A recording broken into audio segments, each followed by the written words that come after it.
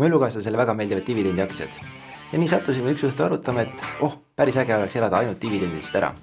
Iseenesest sellel ideel oleks ju jumet, kui selle nimel muidugi korralikult tööd teha. Aga see viis mu mõtet selleni, et kui paljud tegelikult üldse teavad, et mis Eestis dividendi ja aktsiatega ja dividendiga toimub. Hei, finantsminimalist siin. Tänases osas räägime dividendi aktsiatest Eestis. Mis need on, kui palju sul neid peaks olema ja loomulikult ka natukene maksustamisest. Dividendist äraelamise kontseptsioon iseenesest on ju lihtne. Sa ostad hullus koguses aktsiaid ja hoiad neid korras, raha lihtsalt tuleb. Tegelikult sa peaksid sinna arvestama seda, et mitte kõik ettevõtted ei maksa dividendi. Ja loomulikult peaksid natukene kalkuleerima ka seda, kui suured on su iga-aastased kulud.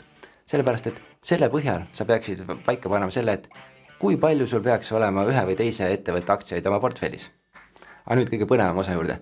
Millised ettevõtted maksavad siis dividende? Tallinna börsil veidi ringi vaadates jäid silma sellised ettevõtted nagu Linda Nektar, Arko Vara, Eften, Harju Elekter, LHV, Merko, Nordecon, Tallinna Vesi, Tallink, Tallinna Kaubamaja, Tallinna Sadam. Eelnevalt on maksnud dividende ka Bear Foods ja Silvano. Kui see juurde lisada veel Läti, miks mitte ka Leedu ettevõtted, kes maksavad dividende, siis see nimekiri läheb tegelikult päris pikaks. Välismaa ettevõtetega läheb see maksusüsteem palju keerulisemaks. Seetõttu keskendume esialgu ainult Eesti ettevõtetele. Nüüd aga sellise alustala juurde, ehk kus sa leiad seda infot, kui palju üks või teine ettevõte on maksnud dividende. Näiteks eelmine aasta, üle-eelmine aasta ja nii edasi. Kõige lihtsam koht alustamiseks on loomulikult Nasdaq Baltic. Näiteks, praeguse hetkel jäi mul ette Harju Elekter. Lähed Harju Elektri peale, menüüst valid infolehe, ootad, sest see tükk tihtipeale laeb päris kaua. Sealt võtad edasi tootluse ja keerid kõige alla. Siin ongi näha näiteks, et kõige ülemine rida, mis on siis 2. aprill, maksis Harju Elekter 16 senti dividendi kohta, aktsia kohta dividende. See 16 senti kõlab ju tegelikult päris hästi, aga kui me tahaks teada, et kui palju ma peaksin neid aktsiaid omama, et ma saaksin oma kõik kulud kaetud ja mu kulud on aastas näiteks 10 000 eurot. Väga lihtne. Võtad selle 10 000 eurot või see, mis su kulud on, jagad konkreetse dividendi summaga, ehk siis antud Harju Elektri puhul siis 16 senti. Ja tulemuseks on see, et sa pead omama 62 500 aktsiat. Kui palju see tegelikult selle turuväärtus on? See turuväärtus on 481 000. Ehk siis sa pead 481 000 euro väärtuses omama Harju Elektri aktsiaid. See on üks võimalus, kuidas teada saada, kuidas ettevõte on dividende maksnud. Teine võimalus on näiteks Yahoo. Minule meeldib Yahoo, siis ma kasutan põhiliselt seda. Näiteks LHV puhul, ta on mul küll vaatlusnimekirjas olemas, aga täiesti vabalt sa võid selle üles otsinguribale kirjutada kas LHV või siis tema lühikoodi LHV1T ja siis võtad antud tulemuse lahti. Siis avad statistika lehe, keerid natukene allapoole, seal on sektsioon Dividend Splits ja siis näiteks Forward Annual Dividend Rate on 29 senti. See tähendab seda, et ta viimati maksis 29 senti dividende, mis siis on praegusest aktsia hinnast 0,66%.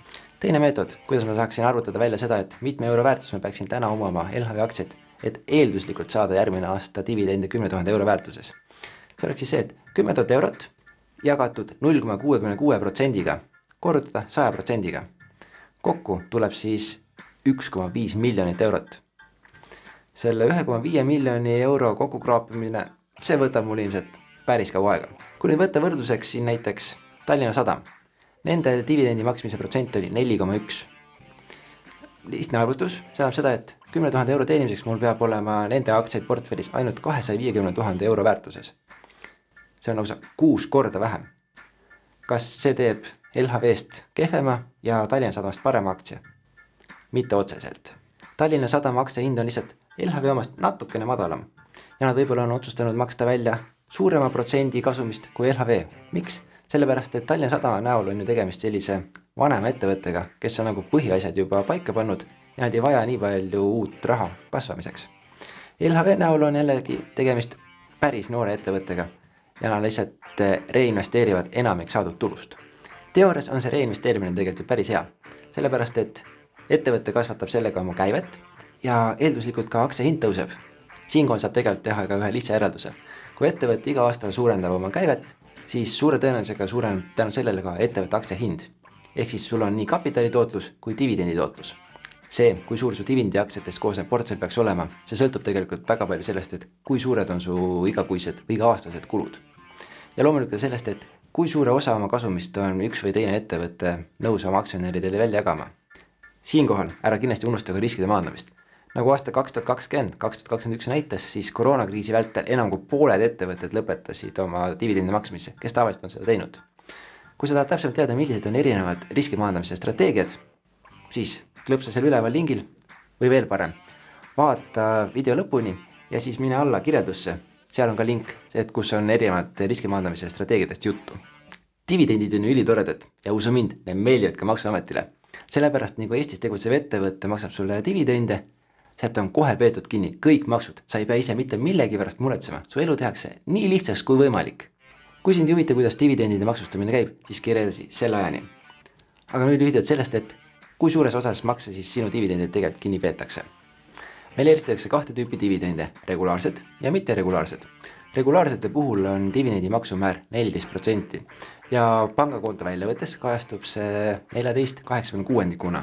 Regulaarse dividendi arvutamiseks võetakse aluseks viimase 3 aasta keskmine dividend. Ehk siis näiteks kui sul 2018 aasta maksis ettevõte 100 eurot dividende, 2019 100 eurot ja 2020 100 eurot.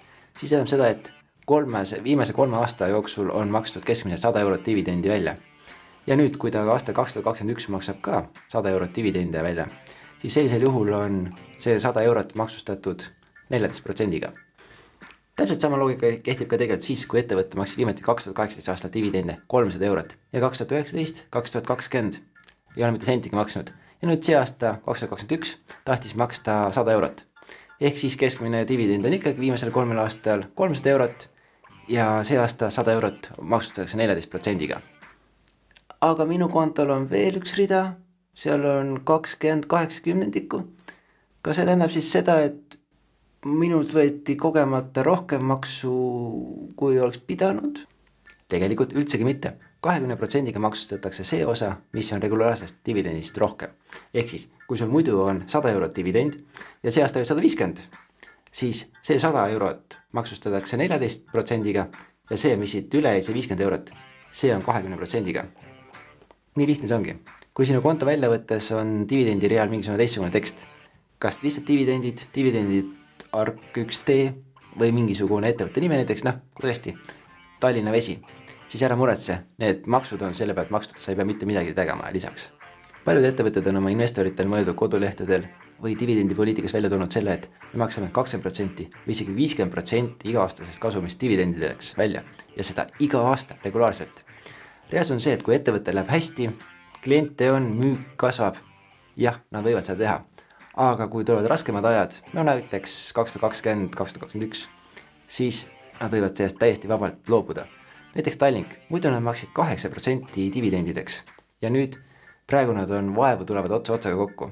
Ütleme nüüd, minule kui investorile tundub nagu kohatu nõuda selliselt ettevõtetel dividendi, kui sa ei ole kindel, et ettevõtte aasta või 2 pärast üldse veel toimib on.